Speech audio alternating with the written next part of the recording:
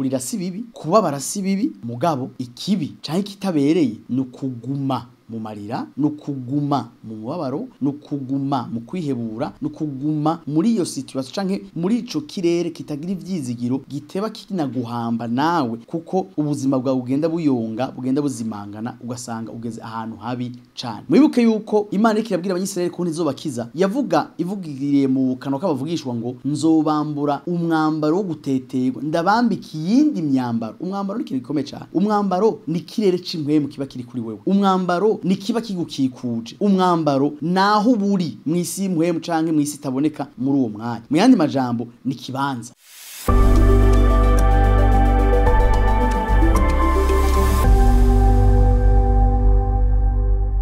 Ndabaramukije mwese bakunzi ba Ubugingo Busagutse TV. Kaze kuri chaîne yacu, kaze mu biganiro byanyu. Ndabibutse gufyonda subscribe canke s'abonner hama kandi mufyondera kwa kengeri kugira ngo mugumane natwe mu biganiro byacu, mwame mumenya igihe cyose dushizeho ibiganiro bishasha kandi bigamije kubagirira neza. Muri kumwe na Pasteur Jean-Claude Midogoro, hama kandi turi mu kiganiro Be Lifted Up kigamije kubahagurutsa, kigamije kubatera intege, kigamije kubajana mu bindi birere ku zindi niveau kugira ngo mushobore gukora ivyo Imana yabageneye gukora hano muri nosi. Ariko kandi kuko twama twabikoze kandi nawe ndagutumira kubikora igihe cyose mu buzima bwawe, reka duhe icubahiro nyeneco dushima Imana yacu. Data mwiza mu izina rya Yesu Kristo, turaguha icubahiro kandi turagushimiye wakoze kongera kuduha kano kanya ko gushobora kumva ibinyegezwa n'amabanga yawe kugira ngo mwami mwiza ubuzima bwacu buhinduke ukundi, tugire amagara meza y'impwemu, tugire inkomezi kandi tugire n'ubwira bwo gukorera no gushimisha no guhesha icubahiro. Ubane natwe kandi tugire neza impande zose, ni mu izina rya Yesu Kristo dusenze twizeye, amen. Kaze kandi rero mu kiganiro cacu Be Lifted Up. Uno munsi tugiye kubandanya kuri theme canke icivugo twari twaratanguye bushize kivuga ngo après les pleurs canke inyuma y'amarira. Twarabonye yuko umwami Yesu ubwiwe yari yaravuze, yari yaratuburi ati mwisi muzogira amagorwa menshi ariko muhumure naranesheje isi. Iyo jambo tukaba turisanga muri Yohana igice ca 16 ku murongo wa 33. Iyo jambo nubwo womengo riragoye gato ariko ni jambo ry'ukuri ryo kwizegwa, ariko kandi dutegerezwa kubakira ko ivyizigiro vyacu kuko umwami wacu ubwiwe yatwizigije yuko dutegerezwa guhumura kuko yanesheje isi. Irindi jambo riratubwira ngo uri muri mwebwe arusha inkomezi uri mu bisi. Kuvuga yuko ibiza mu bisanzwe kuri twebwe vyama bisanga uri muri twebwe abirusha inkomezi, ariko aho bihagaze ni ukungene uwo ari muri wewe agaragara canke agaragazwa nawe kugira ngo ashobore kuboneka nk'umunyenkomezi aruta canke wewe aca kurutisha ivyo bindi vyose bitabereye canke bitameze neza. Ijambo ry'Imana kandi rirongera rikatubwira muri Zaburi ya 30 ku murongo wa 5 ku gace ka kabiri k'uwo murongo turasoma ngo ukurira korarira umuntu mu ijoro ariko mu gitondo impundu zikavuga.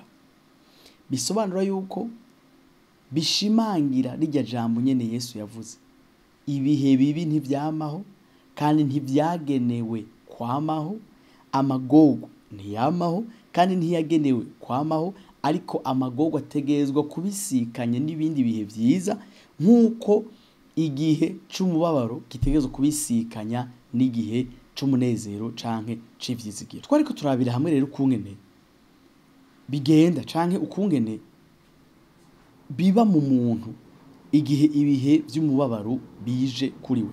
Twarabonye yuko urugingo rushikirwa atari mpwemu ariko ari umushaha.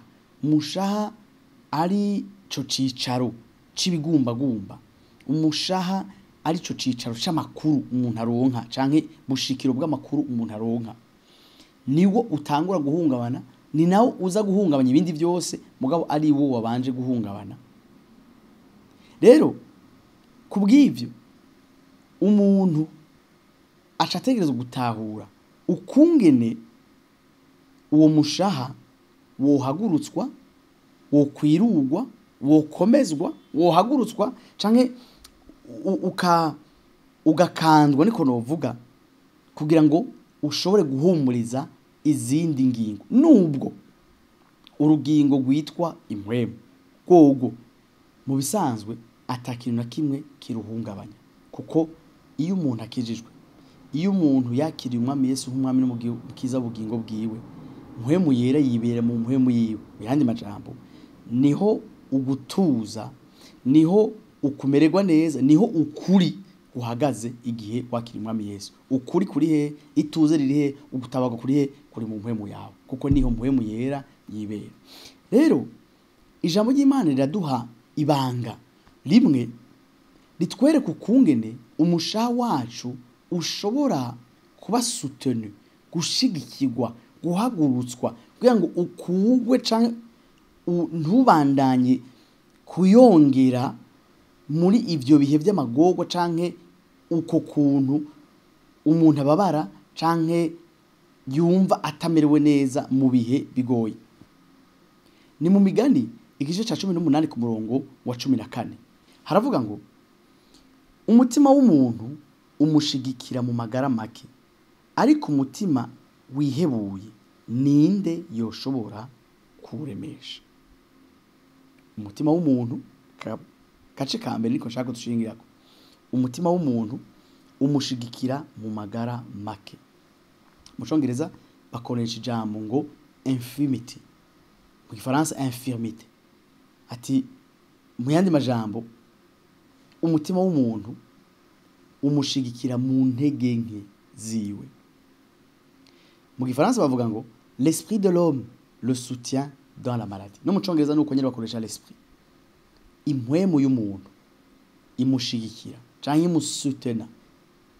imutuma ashira amanga mu gihe c'ingwara canke c'intege nke mu yandi majambo ibanga ryo gushigikira canke ryo guhagurutsa umushaha wawe ukawukura ku kirago c'amagorwa canke mu mukungugu wo gutetegwa nuko ukomeza impwemu yawe kugira ngo iyo mpwemu yawe niyaronka inkomezi zikwiye ishobore guhagurutsa wa mushaha wawe tugiye kurabira hamwe inkuru ya Dawidi igihe umwe mu bana biwe yari yapfuye yari umwana yaronse mu buryo butari bwiza kuko yari wa mwana yari yavyaye ku mugore wa Uri muribuka yuko muri iyo nkuru Dawidi umunsi umwe ari ku kirimba asohoka aja hejuru y'inzu ariko arirabira uduhita ngira ngo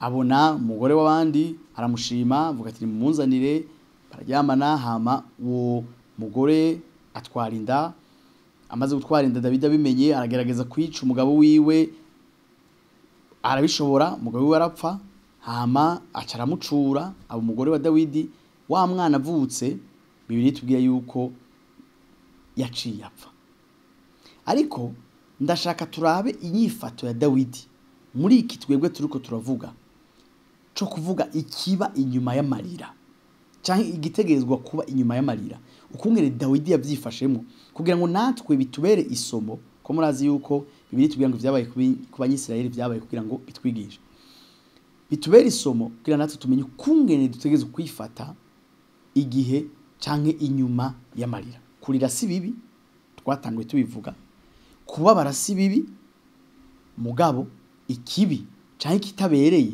nukuguma mu marira nukuguma mu mubabaro nukuguma mu kwihebura nukuguma muri iyo situation canke muri ico kirere kitagira ivyizigiro giteba kinaguhamba nawe kuko ubuzima bwawe bugenda buyonga bugenda buzimangana ugasanga ugeze ahantu habi cane ni muri Samueli wa kabiri igice ni ca 12 ku murongo wa 18 tubandanya haravuga ngo maze ku munsi ugira indwi uwo mwana arapfa abantu ba Dawidi batinya kumubwira ko umwana acikanye bati mbega ko twamuhanuye umwana kiriho akanka kutwumvira none biracuriki nitwamubwira ko umwana acikanye ubwo ntaca yiyahura abona abakozi biwe ariko barijiranye imitima maze Dawidi abonye ko abantu biwe bongorerana amenyeraho ko umwana yapfuye, abaza abo bantu biwe ati mbega umwana aracikanye? Bataracikanye. Maze Dawidi aca arahaguruka ava aho yararambaraye hasi, ariyuhagira, arityorora, yambara iyindi myambaro, araheza aja mu ngoro y'Uhoraho arasenga. Hanyuma ataha iwe, maze yatse ivyo kurya barabimuzanira arafungura. Ku murongo 21. Maze abantu biwe baramubaza bati mbega ukoze ibiki? Umwana akiriho ko wisonzesheje ukamuririra, ariko none amaze guhwera uca urahaguruka urafungura. Arabishura ati nkako umwana akiriho narisonzesheje ndarira, ntisinzi kumbure Uhoraho yongirira imbabazi umwana agakira. None se ko amaze gupfa noba ncisonzeshereza iki? Mbega noshobora kumugarura? Nzoji yari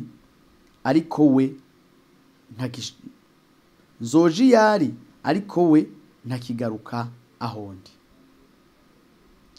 Ni inkuru igoye ariko ivuga ukuri kuri iri jambo turiko turaganira ryerekeye ikiba canke ico dutegerezwa gukora inyuma y'amarira. Aha hantu turabonye neza yuko umwami Dawidi umwana akiriho yari isonzesheje, yanka kurya, arambarara hasi aririra Imana. Kandi mwumvise yuko yasobanuriye abasuku biwe batabitahuye, avuga ati aha nariko ndagerageza ndaba yuko Imana yongirira akagongwe umwana akagaruka canke ntapfe agakira. Ariko ubu ko yamaze gupfa, mu yandi majambo ibihe ko byahindutse, singishobora kubaho canke kubandanya mbaho nko muri ca gihe ce kigandaro canke co kwiheba, ariko ntegerezwa guhindura impuzu. Iki kintu kirahambaye cyane. Mwibuke yuko Imana ikirabwira abanyisirayeli ko ntizobakiza, ivugiriye mu kanwa k'abavugishwa ngo nzobambura umwambaro wo guteterwa, ndabambika iyindi myambaro. Umwambaro ni ikintu gikomeye cyane. Umwambaro ni kirere c'impwemu kiba kiri kuri wewe. Umwambaro ni kiba kigukikuje. Umwambaro naho uburi mw'isi impwemu canke mw'isi itaboneka muri uwo mwanya. Mu yandi majambo ni kibanza. Rero iyi kibanza gihindutse, utegerezwa nawe kumenya ukungene wiyadapta. Nico baca bavuga ngo kwambara uwundi mwambaro. Iyo uri mu gihe cyo kugandara canke mu mwanya wo kugandara, mu kirere cyo kugandara, wambaye umwambaro w'ikigandara. Ariko igihe ico kigandaro giheze kandi gitegerezwa guhera, utegerezwa guhindura umwambaro nawe ukemera kwambara umwambaro wo gusubizwa mu ivyizigiro wo kubandanya ubuzima bwawe. Ejo cabaye ngaha kuri Dawidi. Kandi mwabonye yuko ikintu ca mbere yakoze yumvise ko umwana yacikanye. Nivyo yaciye ahaguruka avuga ati ntaco nkiririra, vyarangiye, ibihe birahindutse. Aca aravyuka, ariyuhagira, yambara urundi mwambaro, acaja hehe? Acaja mu ngoro y'Imana gusenga. Iki kintu nticandikiye ubusa, kitwereka yuko intambwe ya mbere canke ivyo dukeneye kugira ngo dushobore guhagurutswa vy'ukuri, dukugwe muri ico gihe, muri uwo mwambaro w'amagorwa, wo kugandara, wo kubabara, wo kurira, ni inkomezi zivuye ku Mana. Nizo zidutuma dushobora kwambara umwambaro mushasha w'ivyizigiro, wo gusubizwamo intege, wo kubandanya ubuzima bwacu twemye kandi twasubijemwo izindi nkomezi. Mvuze nti twasubijwemwo, si twebwe tuziha, oya, ni Imana iziduha. Ariko iziduha twabanje gutera ya ntambwe. Rero niyi ariko ndavuga ya ntambwe yo kwiyambura uwo mwambaro w'ikigandaro, ugahitamo kwemera kwambara umwambaro w'ivyizigiro no gusubizwamo intege no guhindurirwa ibihe Imana iba ikuzaniye. Kuko urashobora guhitamo kutawambara, wewe ukigumira muri ico kirere cyo kugandara no kubabara no kuguma wijiriwe. Ariko igihe uhisemo kwakira uwo mwambaro wo guhindurirwa ibihe, kwakira uwo mwambaro wo gusubizwamo intege, kwakira uwo mwambaro wo gusubizwamo umunezero n'ibyizigiro n'ubuzima bushasha, Imana iguha inkomezi. Nico gituma abo bantu batatahuye namba ukungene mu kanya isase mu kanya gato umuntu ahindutse yari kararira yari mu kigandaro ariko avuye mu ngoro y'Imana akaza avuga ngo ubu rero ni mumpe utwo kujya fungure. Rero ikintu cyo gukora nikiye inyuma y'amarira cyangwa kugira ngo uheraheze amarira uhindurirwe ibihe, wemere uwo mwambaro wo guhindura ibihe. Twabonye yuko Dawidi yagiye kuvoma inkomezi hehe mu ngoro y'Imana. Rero kujya natanguye ndabasobanurira nti buriya inkomezi zo guhagurutsa umushaha ukawukura muri uwo mubabaro urimwo canke muri ibyo bihe bibi bitabere bitameze neza umushaha uburimwo, ni impwemu ishoboye guhagurutsa umushaha igashigikira umushaha. Ariko iyo mpwemu nayo itegeza kuba ifise inkomezi zikwiye. Ni nkuko bakubwira ngo genda uhagurutse ujya muntu utamusumvye inkomezi cyangwa udashoboye kumurerura ntivyo kunde yo kumuhagurutsa, ahubwo niwe uca usanga yagukwezi nawe ukisanga hasi. Rero kugira ivyo ntibibe, kugira ngo uwo mushaha nuwava kwega iyo mpwemu ngo vyose ahubwo bibe muri uwo mubabaro, bisaba yuko wewe ukomeza impwemu yawe. Hari ibintu bitatu bikomeza impwemu yacu. Icyambere ni ijambo ry'Imana. Niba ushaka guhindurirwa ibihe, niba ushaka uvuga ati amarira yarangiye ubu rero nshaka gusubira mu buzima busanzwe, nshaka gusubira kumviriza Imana yanje, nshaka gusubira gusenga, ndarambiwe ikiriyo carangiye, rero Mana nkura muri bino bihe. Icambere nambere igaburira ijambo ry'Imana. Iyo mpwemu yawe izoca itangura kugira inkomezi zikwiye kugira ngo ishobore guhagurutsa wa mushaha iwukure muri ivyo bihe by'umwijima. Ica kabiri n'ubwiza bw'Imana. Ba mu bihe byo gusenga, ba mu bihe byo guhimbaza, ba mu bihe aho wumva kabombera kava mu bwiza bw'Imana kaza kuwombeka impwemu yawe kayisubiza mu itoto kugira ngo nayo isubire ikomere maze ihagurutse umushaha wawe. Ica gatatu, igihe uri mu bwiza bw'Imana, ubushobozi bw'Imana nibwo buca bwuzuza inkomezi impwemu yawe kugira ngo igire musculature, inkomezi, ibiguvu bikwiye, maze ishobore guhagurutsa umushaha wawe. Mwumvise yuko natandukanije ubwiza bw'Imana n'ubushobozi bw'Imana. Urashobora kuba mu bwiza bw'Imana ariko ntiwakire ubushobozi bw'Imana. Ubushobozi bw'Imana buzanwa niki? Buzanwa n'ikimazi. Muri uko guhaguruka mu ijambo, wigaburira ijambo, ukaba mu bwiza bw'Imana, tanga urutange n'ibimazi. Ibimazi byishimwe, ndashari muzima. Ibimazi byishimwe, warakoze Mana kuba warampaye umuntu naho namubuze. Ibimazi byishimwe, Mana ndagushimira yuko aka kazi natakaje kari hasi cyane kurusha ako uzompa. Mana ndagushimiye ko umpinduriye ibihe ugatanga ibimazi, ukisonzera, ugasenga, ugatanga umwanya wawe, ugatanga n'uburyo bwawe, ugatanga icuri, ukitanga ku Mana. Nshaka gukorera, ndaguhaye ubuzima bwanje, ndaguhaye ibyanje byose. Ubu singishaka kuba wa wundi, ariko nshaka umpindurire imyanya n'ibihe n'amateka y'ubuzima bwanje, nzigare ndi umukozi wawe. Ndibimazi uriko uratanga bituma ubushobozi bwongerekana mu mpwemu yawe, bikayishoboza guhagurutsa umushaha wawe.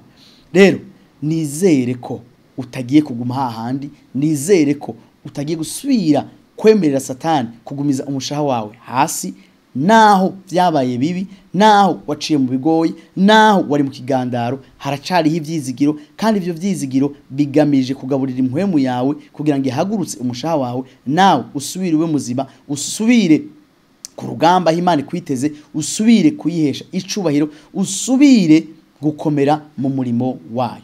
Nuko rero Imana ibaho umugisha, Imana ibandanye bakomeza ibagirira neza. Shalom shalom.